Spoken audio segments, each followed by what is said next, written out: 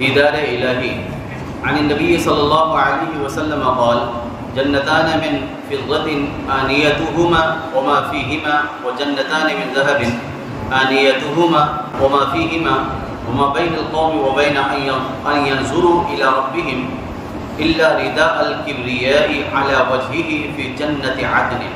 مسلم عن عبد الله بن قیس کتاب الایمان، بخاری کتاب التفسیر.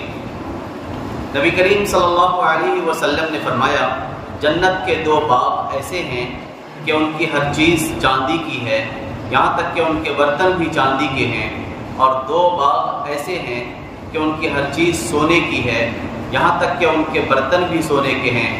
جنت عدن میں لوگوں کو اللہ تبارک و تعالی کے دیدار سے کوئی چیز روکنے والی نہ ہوگی سوائے اس کے کہ اللہ رب العالمین کے چہرے پر بڑائی کی چادر کا نقاب ہوگا. یہ بات مسلم ہے کہ قیامت کے دن جنت میں اہل ایمان اللہ تبارک و تعالی کے دیدار سے یقیناً شادکام ہوں گے. یہ ایک ایسی عظیم الشان اور فرحت بخش نعمت ہوگی کہ عالم آخرت کی ساری نعمتیں اس کے مقابلے میں معمولی اور ہیچ نظر آئیں گی. اس حدیث میں چہرے سے ذات اور بڑائی کی چادر سے عظمت مراد ہے.